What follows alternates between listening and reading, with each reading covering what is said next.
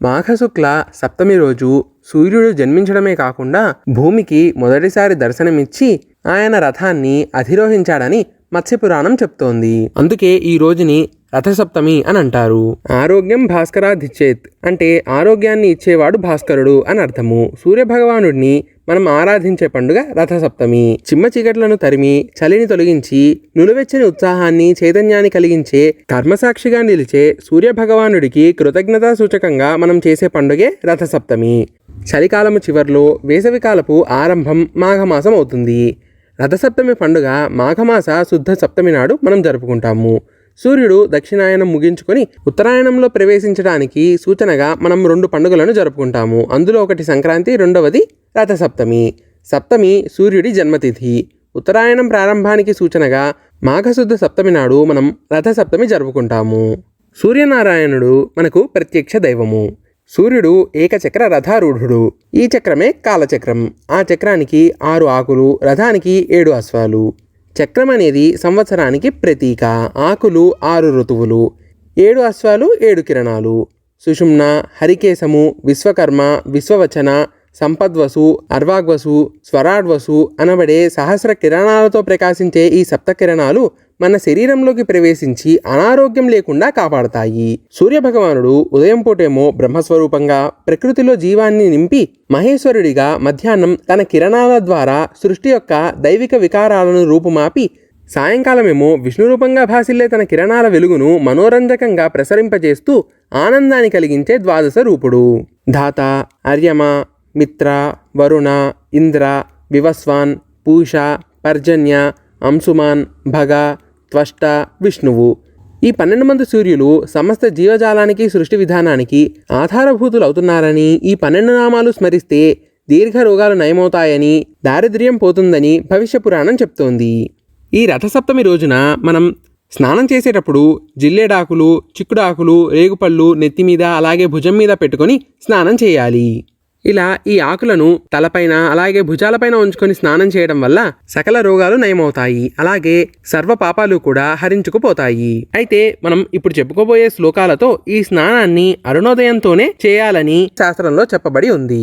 ఈ విధంగా స్నానం చేసిన వారికి 7 జన్మల్లో చేసిన పాపాలతో పాటు 7 విధాలైన పాపాలు అలాగే 7 విధాలైన రోగాలు కూడా నశించిపోతాయని శాస్త్రంలో చెప్పబడి ఉంది. మనం చేసే 7 పాపాలేంటో తెలుసుకుందాము. 1 ఈ జన్మలో చేసుకున్న పాపము, 2వది జన్మాంతరాలలో చేసుకున్న పాపము, 3వది మనస్సుతో చేసిన పాపము, 4వది మాటతో చేసిన పాపము, 5వది శరీరంతో చేసిన పాపము, 6వది తెలిసి చేసిన పాపాలు, అలాగే 7వదేమో తెలియక చేసిన పాపాలు. ఈ రకంగా మనం చేసే ఈ 7 రకాల పాపాలను పోగొట్టే శక్తి ఈ రథసప్తమికి ఉంది. ఇప్పుడు మనము రథసప్తమి రోజున స్నానం చేయకముందర చదువుకోవాల్సిన శ్లోకాలు, అలాగే స్నానం చేసేటప్పుడు చదువుకోవాల్సిన శ్లోకాలు, స్నానం చేసిన తర్వాత ఏ శ్లోకాలు చదువుకోవాలో తెలుసుకుందాము. రథసప్తమి రోజు మనం స్నానం చేసే ముందర చదువుకోవాల్సిన శ్లోకాలు. దుఃఖదారిద్ర్య నాశాయ శ్రీ విష్ణు స్తోషనాయ చ వ్రతస్నానం కరోమ్యద్య మాఘే పాప వినాశనం. ఈ శ్లోక అర్థం ఏంటంటే దుఃఖాన్ని దారిద్ర్యాన్ని పోగొట్టేది, విష్ణుప్రీతి కోసము అలాగే పాపాన్ని పోగొట్టుకోవడం కోసము ఈ రథసప్తమి స్నానం చేస్తున్నాను అని అర్థము. 2వ శ్లోకము. మకరస్థే రవౌ మఘే గోవిందాచ్యుత మాధవ స్నానేన అనేన మేదేవ యథోక్త ఫలదో భవ. ఈ శ్లోక అర్థం ఏంటంటే ఓ గోవింద, అచ్యుత, మాధవ, మకర రాశిలో సూర్యుడు ఉండగా ఈ స్నానానికి తగిన ఫలితము మాకివ్వు అని ప్రార్థించాలి.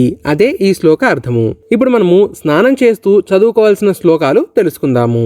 యజ్జన్మ కృతం పాపం మయా సప్తమ జన్మసు తన్మే రోగంచ శోకంచ మాకరీ హంతు సప్తమి. ఏతజ్జన్మ కృతం పాపం యచ్చ జన్మాంతరార్జితం మనోవాక్కాయజం యచ్చ జ్ఞాతాజ్ఞాతే చ ఏ పునః. ఇది సప్తవిధం పాపం స్నానాన్మే సప్తసప్తికే సప్తవ్యాధి సమాయుక్తం హర సప్తమి మే హర. ఏతన్మంత్రమయం జత్వా స్నాత్వా పాదోదకే నరః కేశవాదిత్యమాలోక్య క్షణాన్నిష్కల్మషో భవేత్. సప్త సప్త మహాసప్త సప్తద్వీప వసుంధర శ్వేతార్కపర్ణమాదాయ సప్తమి రథసప్తమి. నవమి సప్తమి దేవిత్వాం సర్వలోకైక మాతరం సప్తార్కపత్ర స్నానేన మమ పాపం వ్యపోహయ. ఇలా శ్లోకాలు చదువుకుంటూ జిల్లేడు ఆకులు, చిక్కుడు ఆకులు, రేగుపళ్ళు, రేగాకులు తలపైన అలాగే భుజాలపైన పెట్టుకొని స్నానం చేయాలి.